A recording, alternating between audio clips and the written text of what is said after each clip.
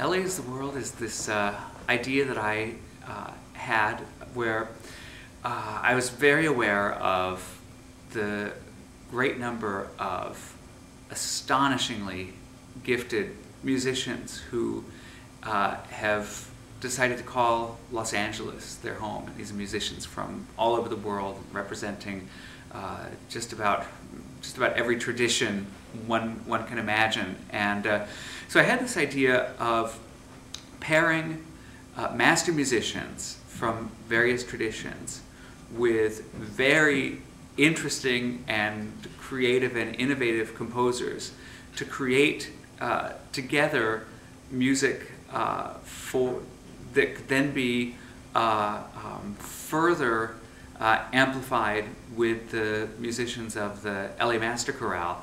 And so what we decided to do was to begin with 3 projects, and we have the first one coming up this June, a collaboration with composer Yves Beglarian and 2 remarkable musicians from the Persian classical tradition, Manacher Sadeghi, santur player, and Pejman Haddadi, who plays the tombak and the daf, percussion instruments of Iran and Persia. Next season, we have a collaboration between composer David O and Sergio Checo Alonso, who is a master of the Mexican folk harp tradition. And then in the following season, we'll pair Chinnery Ung, a Cambodian-American musician who's based in Southern California, with Sofaline Chim Shapiro, who's a remarkable dancer and choreographer and vocalist as well, to create the 3rd piece.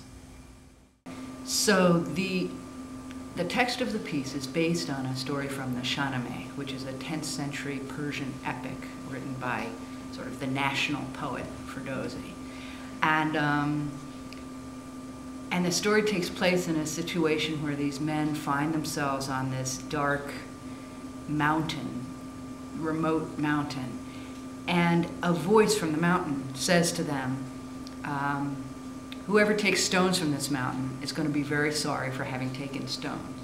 And whoever takes no stones at all is also going to be very, very sorry for not having taken any stones. And so the men are thrown into a confusion and they don't know what to do. And some of them decide to take some stones, and others say, forget the stones, who needs it? And leave the mountain. And when they get to the light of day, they look in their pockets, and the men who had taken stones find that the stones have been transformed into jewels. And so they are sorry for only having taken a few stones. But those who took no stones at all are, of course, even more sorry that they hadn't taken any. And so what I've done is set that text in Persian. And then I found various quotations from the Old Testament that refer to this story, or that can be seen as illuminating this story in some interesting way. And so those texts, there are 3 of them, frame the piece, and are embedded in the piece in both Hebrew and in Greek. And at the very end of the piece, you hear the last of these 3 biblical texts in Persian as well. So none of the piece is in English, and yet my hope is that if you know as much of the story as I just told you, that you really can tell where you are in the piece from how the music sounds, even if you don't know a word of Persian or of Hebrew or of Greek.